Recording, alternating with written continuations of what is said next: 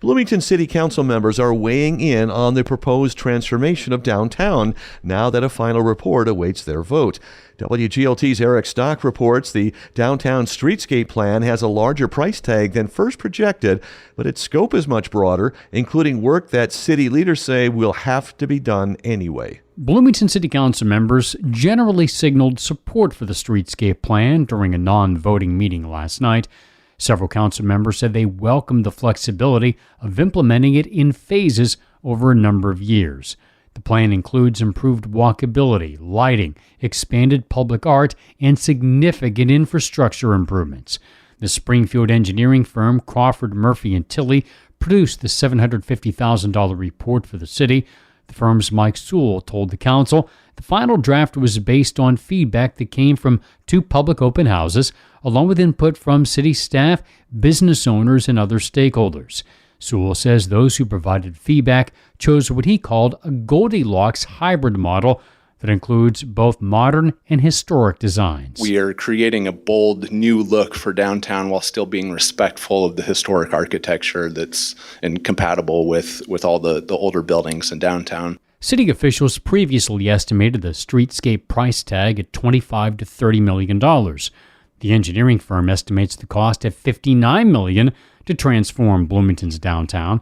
That includes $20 million for infrastructure upgrades that the engineering firm says the city will eventually have to plan for with or without a downtown plan. And the streetscape is detailed in 6 phases. There's 4 additional phases in its highway program, that's U.S. Route 51, East and Madison Streets, and a downtown fringe program outside the downtown corridor.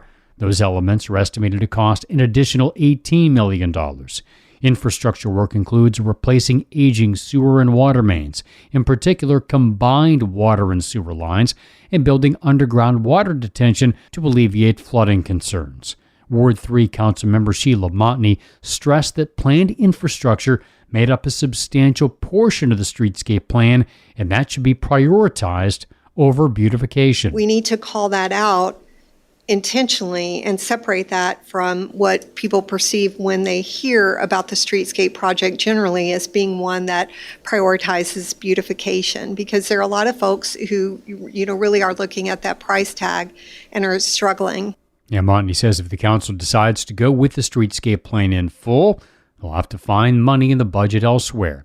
Ward 5 Councilmember Nick Becker said dividing the streetscape plan into multiple phases may make it easier for the city to absorb the cost and make cuts if needed. Can this step be done more efficiently? Instead of 12, can we do this step, or with alternate suggestions, can we do this step for 8 because we don't have the money for 12 this year, as an example? Deputy City Manager Billy Tice responded the City Council will have that flexibility to adjust the streetscape plan as other priorities arise. Each of these phases are intertwined but independent. So I think that's very, very important. Several downtown business and property owners also recommended the City Council adopt the plan. Even if the council does, it doesn't set aside any funding for it yet. That has developer Robert Varicella skeptical the streetscape plan will actually happen. There's been multiple old plans like this that have been presented that I've been part of, and it seems like we get to this point and then we don't carry it through to the next step. City Manager Tim Gleason acknowledged previous downtown plans were never fully implemented. He believes the current plan has sufficient support, and implementing it in phases makes it manageable. The fact that we are having this conversation, I firmly believe that we have the resources available to do this. Deputy City Manager Billy Tice says the city will not need any new taxes to pay for the streetscape plan, though the city is exploring several options to cover cost. He believes the project would be a strong candidate for grant funding once final plans are adopted. So there are a number of different ways to fund this, but I want to be clear that there is no proposal for new taxes to fund any of this. The City Council was expected to vote on the streetscape plan at its April 8th meeting. I'm Eric Stock.